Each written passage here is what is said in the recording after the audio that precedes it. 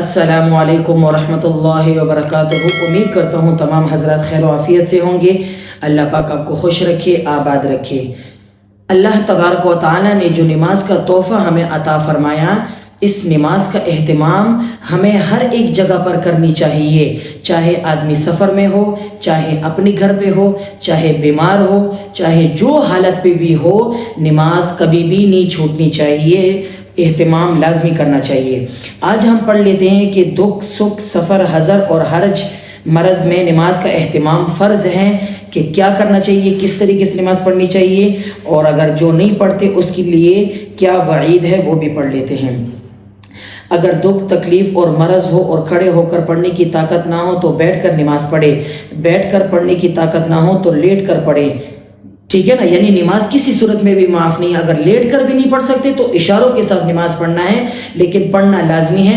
आजकल हम क्या करते हैं, सर में थोड़ी सी तकलीफ़ होती है यानी दर्द होता है, जब सो जाते हैं तो अम्मी क्या कहती है कि नहीं भाई इसको नहीं उठाना, अभी अभी ये बेचारा सोया है, मैंने इसको टैबलेट्स दी हैं। तो ये गलत बात है। नमाज के लिए कभी भी ऐसे नहीं करना चाहिए कि भाई नमाज के लिए नहीं उठाया जाए, नमाज के लिए उठाया जाए। अगर सफ़र लंबा हो या कम अज़ कम 48 मील हो, इसमें 4 रकत वाली फ़र्ज़ नमाज की 2 रकतें कर दी गई। अगरचे ये सफ़र हवाई जहाज़ में हो या रेल में हो, और तो सुन्नत मुअक्कदा छोड़ने की गुंजाइश है। यानी 4 रकत वाली नमाज आप 2 यानी 4 फ़र्ज़ जो हैं आप 2 करके आप पढ़ेंगे। समझ में आ गई। फ़र्ज़ नमाज, सुन्नतें फिर सफ़र में आप नहीं पढ़ेंगे, लेकिन नमाज फिर भी लाजिम है। अहमियत बताया जा रहा है।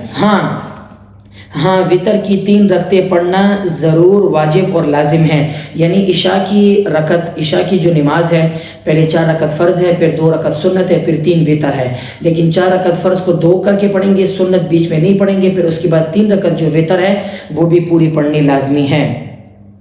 बाज़ अच्छी खासी नमाजी औरतें सफ़र में नमाज छोड़ देती हैं, बाज़ तो सुस्ती कर जाती हैं।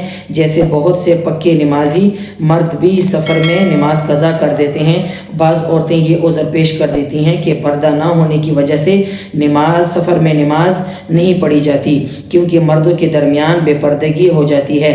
हालांकि ये उज़र बेहकीकत है, क्योंकि जो बुर्का पहन कर बैठी हैं वहीं पर्दा काफ़ी है। बुर्का ओढ़े हुए मर्दों के सामने चल फिर सकती हैं, पखाना जा सकती हैं, भला नमाज क्यों नहीं पढ़ सकती।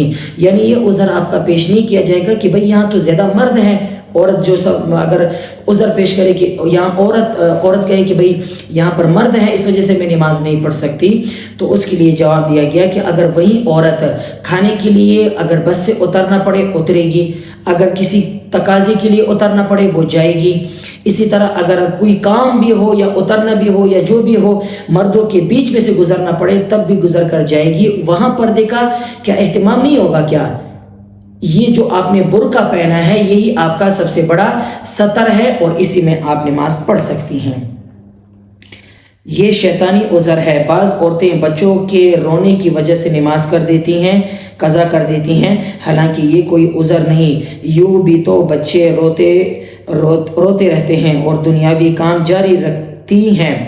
यानी बच्चों का काम ही रोना है। अगर आप उसकी वजह से अपनी नमाज को कज़ा करेंगे तो ये आप अपने लिए वबाल जमा कर रही हैं। एक नमाज ही ऐसी चीज़ है जिसके लिए मामूली बात भी बहाना बन जाती है, और ज़रा नज़ला ज़ुकाम और मामूली बुखार भी पहाड़ के बराबर उज़र बनकर सामने आ जाता है। यानी हम नमाज में ही कमी निकालते हैं। हम कहते हैं भाई बीमार हो गए, ज़ुकाम हो गया, नज़ला हो गया, भाई खांसी है, भाई कमर में दर्द है, बदन में दर्द है, इसलिए भाई नमाज नहीं पढ़ सकते। तो ये कोई उज़र नहीं है। ये सारी जो बीमारी हैं वो नमाज के लिए निकल आ जाती हैं, औरों के लिए नहीं। अगर उसी को कहा जाए कि भाई वहाँ पर शादी ब्याह है तो वही औरत जो कहते हैं ना कि नज़ले की वजह से अगर बीमार भी पड़ी होगी, उठकर मेकअप करेगी और कहेगी ठीक है भाई टिश्यू पेपर से मैं काम चला लूँगी, लेकिन शादी पर जाना है। दर हकीकत यकीन की कमी है। कब्र और हशर के हालात और जन्नत के आराम और दोज़ख के आज़ाब का यकीन मजबूत हो तो हर काम से ज़्यादा ज़रूरी नमाज ही को समझा जाए। यानी अगर आपको कब्र हशर ये सारी चीज़ें याद होंगी तो इंशाअल्लाह आप कभी भी नमाज कज़ा नहीं करेंगी।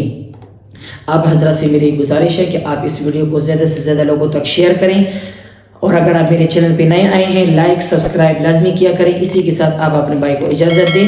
السلام علیکم ورحمۃ اللہ وبرکاتہ.